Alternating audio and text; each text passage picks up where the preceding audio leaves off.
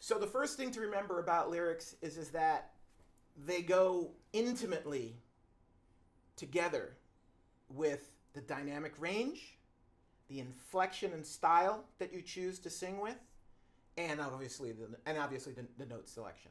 So when choosing your words, you're always trying to make sure that the word sings well, right? So let's just back up a little bit on what lyrics are. Lyrics are essentially the tool you use to define the message and or story that you are telling in the song. Very often, again, as we did with the melody, the little simple trick, here's another basic one. Very often the way I try to describe the lyric writing process to bands is very often the verse is the environment or the situation. So whatever is happening in the verse lyrically, typically, and this is again, rules don't apply every time, but this works a lot. So typically the verse is the situation or the conundrum or the problem or the illustration of the moment, whatever's happening in that moment.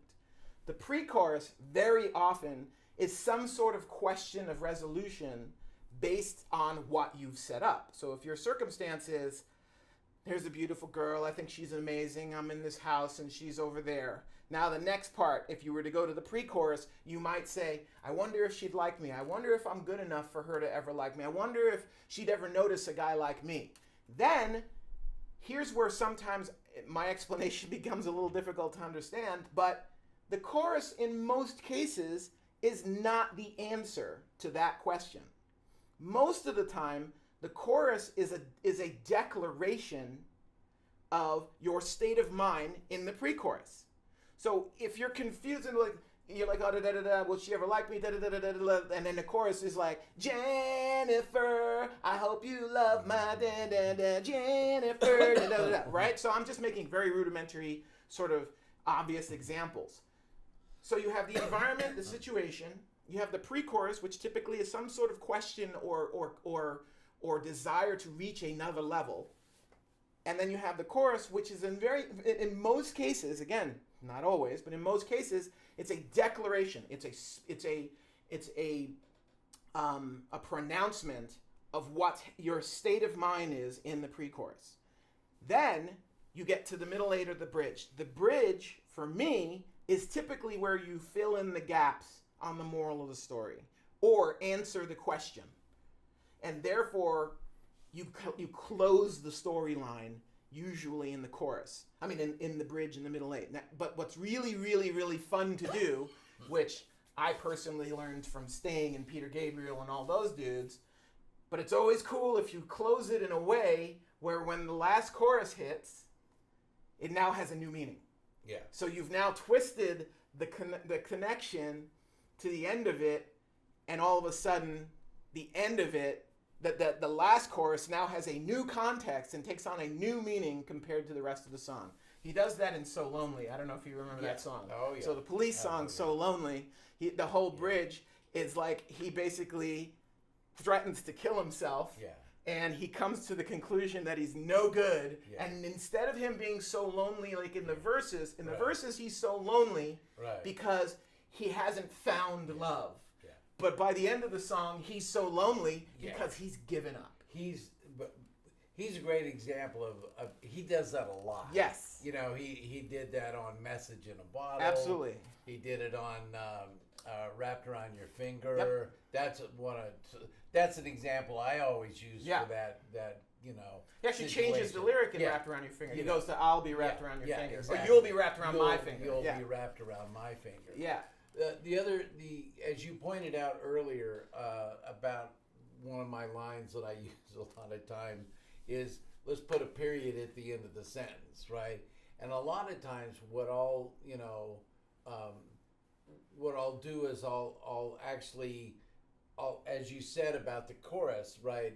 It's the, it's that the conundrum or the, situational thing.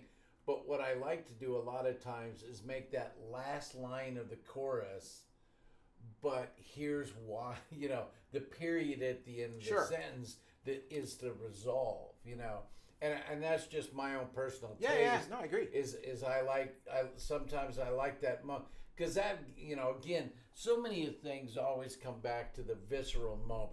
Where's that moment that makes me go, oh my God, I love that. Right. And a lot of times it's just like that's that period at the end of the sentence that just goes, I get how you feel, and I'm connected to it. So, Yeah, I mean, Dustin from Starset's one of my favorites, modern guys that I work with, who's really good at that last word Yeah. style of chorus, and that it's last great because moment, it's yeah. just you either can choose the coolest word ever or you can't. Right. You know, so he's very good at finding that thing that sort of it might be, oh, there's the hook line Yeah. thing, but even in his examples, a lot of the time it still holds true with what I'm talking about, where even in a song like Telepathic, where he's just, again, explaining, he's making a declaration about being telepathic or not being telepathic. Right, yeah. But it's not closing the cycle. Yeah. And the reason why, here's another interesting thing to consider. The reason why you don't want to close it, the reason why you don't want to tell the moral of the story every time in a chorus, is because people have to listen to the rest of the song. Yeah. You don't So- want to close the door on Yeah. the first, Yeah. the first chorus. Yeah, I mean, and of course, again, many examples that are not this. You know what I Yeah. mean? Again, that goes back to what we're always saying about the beauty of zero rules, and it's just whatever, Yeah. what is necessary for the But it's song. always good to start with a template Yeah. and play with it until that template becomes something you outgrow. Yeah. It's evolve. better to take what I said and just eventually become complex enough to where it no longer applies. Yeah. So that, I think, is sort of a good beginning drawing of where melody comes from, its function, and how to basically apply it. And there's some tools in there that I think if you mess with them, even the 2 or 3 that we mentioned, I think you'll find some sort of guidance, some sort of technique will evolve from it. Even though, as I always say to people, the formula is the formula. The substance has to come from you. Yeah. There's no, you can still follow this formula and suck balls. You can be the worst. But what I will say is that at some point in our lives and in anybody who's ever succeeded in music's life, they suck balls. Yeah. We've all sucked balls at some point. Not literally. S- But Point taken. I don't want to speak for you. You're right. But Fair the moral of this, of what we're trying to get at, is take the template, play with it, try to make something with it, and then if you succeed, move on to a more evolved version of it, if that makes sense. Yeah, I was gonna point out that a lot of times you have to write a bad song to get it out of the way. So okay, I never have to write that song again because it's done. Right. And it's the learning curve. Everything is about a process. Right. Because I did not start out writing like, oh, my first song was a hit. No, my first song was really stupid. Right. And you got to go through those to get to the promised land. Oh yeah, especially if you're working with other people, because that's also, another language. That's a whole other lesson set Yeah, when we start talking about that is. being in a band or 'Cause being there's- in a group. Yeah.